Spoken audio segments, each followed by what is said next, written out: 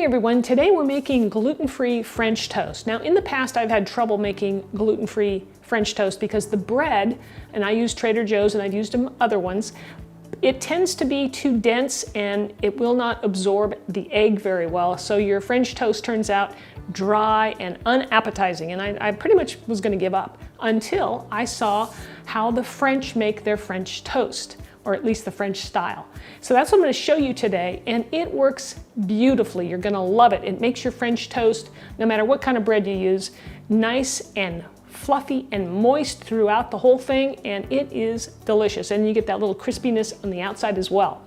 So I'm Rockin' Robin, and I'm going to show you how to do it right after this.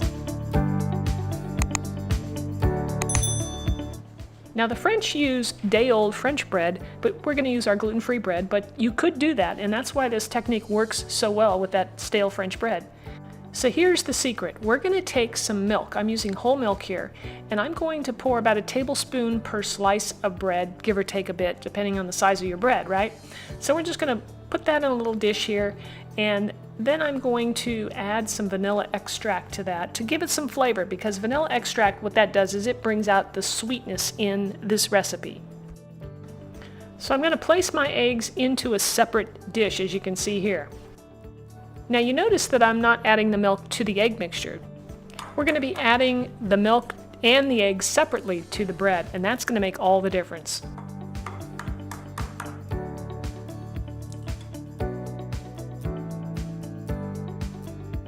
Let's give that a whisk with our fork and really mix it up so it's very well combined. Now with my French toast, I like a little bit of maple syrup, and I'm using the real stuff here, as you'll notice. So I'm just going to pour a little bit into a dish, and I'll heat it up. And you can put it in the microwave, which is what I do, or you can just set this whole dish into a dish of warm water, and that would do the trick. So I'm taking my milk here with a little vanilla extract, and you want to put a tablespoon's worth all over the piece of bread, and you want to make sure you get the edges because you want those to be nice and tender as well.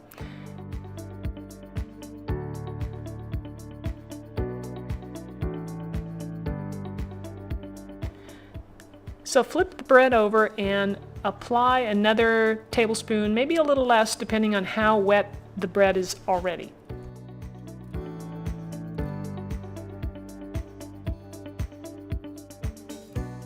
Once we're done with the milk coating, now we're going to move into the egg coating. So now I'm going to take the egg and just do the same thing. I'm just going to spread it over each piece, but only on one side. And I'll show you in a minute why that is.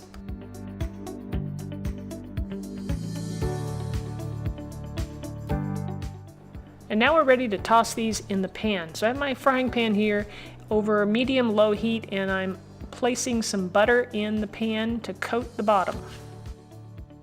So let's place our French toast egg side down into the pan.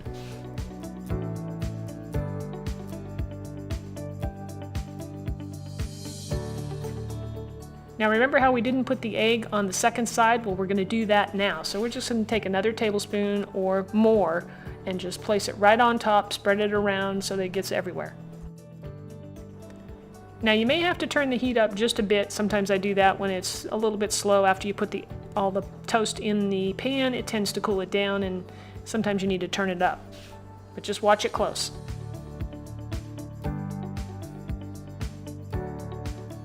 So you do want to see those little bubbles going on around the edges there. You see that? And just, it'll take about, 3 or 4 minutes to get it to brown up. All right, it's time for a peek. Let's have a look. Oh yeah, look at that, little golden brown. So we're going to flip them over. Look at that, beautiful. Let's do the next one. Just give it a toss. And if you have a little egg left over in the pan, no big deal. Just you can add that on your plate after it's done.